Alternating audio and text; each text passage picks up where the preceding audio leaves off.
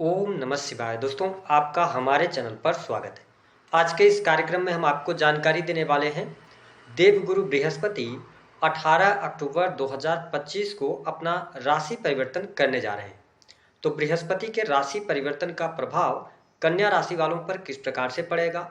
बृहस्पति के राशि परिवर्तन के बाद क्या आपके जीवन में कुछ सकारात्मक बदलाव देखने को मिलेंगे? बृहस्पति आने वाले 4 दिसंबर 2025 तक आपके जीवन को किस प्रकार से प्रभावित करेंगे, विस्तार से इस वीडियो में हम चर्चा करेंगे। तो आइए सबसे पहले ये जानते हैं कि बृहस्पति का यह जो गोचर है यह कब से लेकर कब तक के लिए हो रहा है।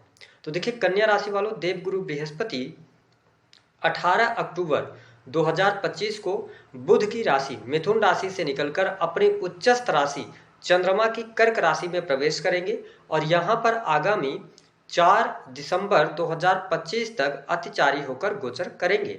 हालांकि इसी समय अवधि के दौरान अगर देखा जाए तो 11 नवंबर को देवगुरु बृहस्पति वक्री हो जाएंगे। जैसा कि आप सभी जानते हैं कि हमारे ज्योतिष शास्त्र में बृहस्पति को ज्ञान, धर्म, शिक्षा, संतान से मिलने वाला सुख, स्त्रियों के संपूर्ण वैवाहिक जीवन की जिम्मेदारी बृहस्पति ग्रह के पास होती है। इसके साथ ही बृहस्पति finance, banking sector, judiciary, law के फील्ड को भी रिप्रेजेंट करते हैं। तो जब बृहस्पति का गोचर आपकी राशि से 11th हाउस में होगा तो निश्चित तौर पर यह गोचर आपके लिए लाभकारी सिद्ध होने वाला है, क्योंकि बृहस्पति की जब हम बात करते हैं तो आपके ये सुख भाव यानी कि चतुर्थ भाव और सप्तम भाव जो कि मैरिटल लाइफ का होता है, जीवन साथी का, वैवाहिक जीवन का और साथ ही बिजनेस, व्यापार, डेली इनकम का होता है। तो इन दोनों भावों के स्वामी होकर आपके लाभ भाव से गोचर करेंगे और उच्चस्थ अवस्था में रहेंगे। तो निस्संदेह यह गोचर आपको सकारात्मक परिणाम अवश्य देने वाला है। इस समय अवधि के दौरान आपके जो बड़े भाई बहन हैं उनके साथ आपके संबंध प्रगाढ़ होंगे। पहले से अगर रिलेशन आपके खराब चल रहे थे तो रिलेशन में आपके इम्प्रूवमेंट निश्चित तौर पर देखने को मिलेगा।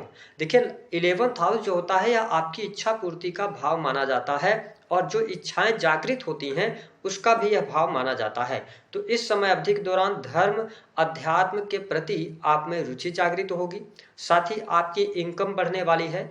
ऐसे कन्या लग्न अथवा कन्या राशि के जातक या जातिका जो टीचिंग लाइन से जुड़े हैं, अगर आपका प्रोफेशन है, ऑनलाइन टीचिंग का काम करते हैं, कोई सोशल वर्क आप कर रहे हैं, तो यह समय अवधि आपके लिए बेहद ही शानदार और लाभकारी सिद्ध होती नजर आ रही है। अब देखिए बृहस्पति जिस भाव में बैठते हैं उस भाव में कहीं ना कहीं से कुछ न कुछ कमी जरूर छोड़ देते हैं। तो ऐसी स्थिति में लाभ तो आपको मिलेगा कन्या राशि वालों, धन लाभ की स्थितियां अच्छी बनाएंगे, इनकम आप सोर्सेज भी आप जनरेट करेंगे। लेकिन इस समय अवधि के दौरान थोड़ा सा आपको धैर्य बनाए रखने की आवश्यकता रहने वाली है। बृहस्पति की जो 5वीं अमृतमय दृष्टि है वह आपके तीसरे भाव पर पड़ रही है। ऐसी स्थिति में जो लोग सेल्स का काम करते हैं, मीडिया, मार्केटिंग, क्रिएटिव फील्ड से जुड़े हैं, ऑनलाइन का कोई भी काम करते हैं, बुक राइटिंग, स्क्रिप्ट राइटिंग के कोई भी कार्य क्षेत्र हैं, तो इन क्षेत्रों में अब आपको बेहद ही शानदार परिणाम देखने को मिलेंगे। साथ ही टूर एंड ट्रेवल के कार्यों से लाभ होगा।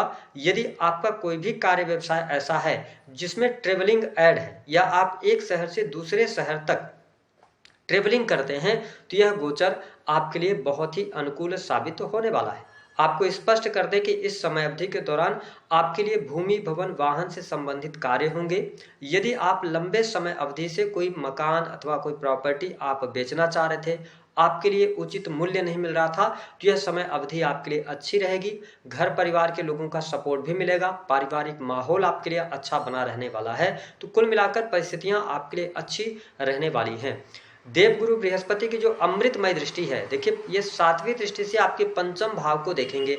अब देखिए पंचम भाव में मकर राशि आती है और देवगुरु बृहस्पति जो हैं ये मकर राशि में नीच के हो जाते हैं। तो ऐसी स्थिति में क्या होगा कि जब ये पंचम भाव में दृष्टि डालेंगे तो निस्संदेह कहीं ना कहीं से थोड़ा बहुत संतान को लेकर ये समस्या दे सकते हैं।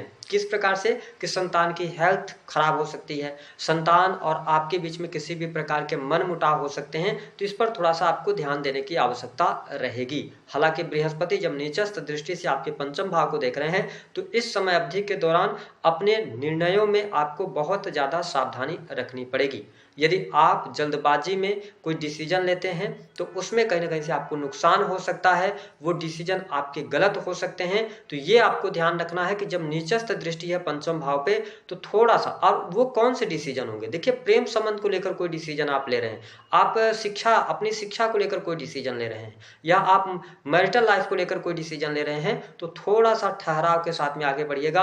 हालांकि स्टूडेंट विद्यार्थियों के लिए समय अच्छा कहा जा सकता है, पढ़ाई लिखाई आपकी अच्छी रहेगी, प्रेम संबंध के मामलों में समय अच्छा रहने वाला है, कोई बहुत ज़्यादा नेगेटिव स्थिति देखने को नहीं मिलेगी। इस समय अवधि के दौरान यदि आप लंबे समय अवधि से किसी भी व्यक्ति के साथ रिलेशनशिप में थे तो आपको विवाह का अवसर भी प्राप्त होगा, यानी कि विवाह से संबंधित बात भी आपके लिए आगे बढ़ती हुई नजर आ रही है। जो लोग अपनी कोचिंग वगैरह चलाते हैं, किसी भी प्रकार के कंसल्टेंसी के कार्य क्षेत्र से जुड़े हैं, उनके लिए यह गोचर लाभकारी सिद्ध होता नजर आ रहा है। वही आप देखें कि जो बृहस्पति की नवम दृष्टि का प्रभाव है, नवम दृष्टि से ये अपने स्वयं की राशि को देखेंगे, मीन राशि को देखेंगे। हालांकि वहां पर शनि ग्रह ऑलरेडी विराजमान है, तो निश्चित तौर पर आपके बिजनेस व्यापार में वृद्धि कराएंगे। नए कार्य व्यवसाय की आप शुरुआत कर सकते हैं, नए कार्य व्यवसाय के बारे में सोच रहे हैं तो आप इस समय अवधि के दौरान निश्चित तौर पर शुरू करें, आपको लाभ देखने को मिलेगा।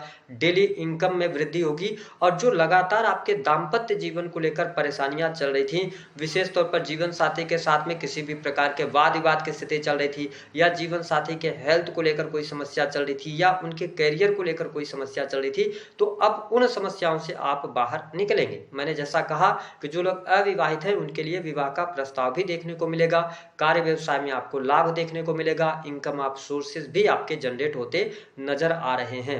साथ ही अगर देखा जाए तो जो हमारे कन्या लग्न और कन्या राशि के जातक हैं, इनको अपने स्वास्थ्य का ध्यान जरूर इस समय अवधि के दौरान बनाए रखना पड़ेगा, क्योंकि स्वास्थ्य संबंधित तकलीफ निश्चित तौर पर आपको परेशान करेगी। वायरल फीवर हो गया, सर्दी जुकाम हो गया, तो इन सभी चीजों से बचना पड़ेगा। उचित डाइट आपको फॉलो करनी पड़ेगी। हालांकि ओवरऑल देखा जाए तो नौकरी पेशा जीवन आपका अच्छा है, किसी भी प्रकार के कॉम्पिटिटिव एग्जाम देना चाहते हैं तो आपके लिए लाभकारी योग बन रहे हैं। तो कुल मिलाकर अगर देखें तो बृहस्पति का यह जो गोचर है आपको बड़ी खुशखबरी देने वाला है। पहली बात तो sales, media, marketing, creative field से लाभ होगा। दूसरा, संतान का सुख तो मिलेगा, लेकिन संतान को लेकर चिंताएं भी रहेंगी। प्रेम संबंध अनुकूल रहेंगे, नए प्रेम संबंध स्थापित हो सकते हैं, प्रेम विवाह का योग बनेगा। जो लोग अविवाहित हैं उनके लिए विवाह के प्रस्ताव आएंगे, और बिजनेस व्यापार की शुरुआत आप कर सकते हैं। और अगर आप पहले से बिजनेस व्यापार कर रहे हैं तो उसमें आपको लाभ मिलेगा।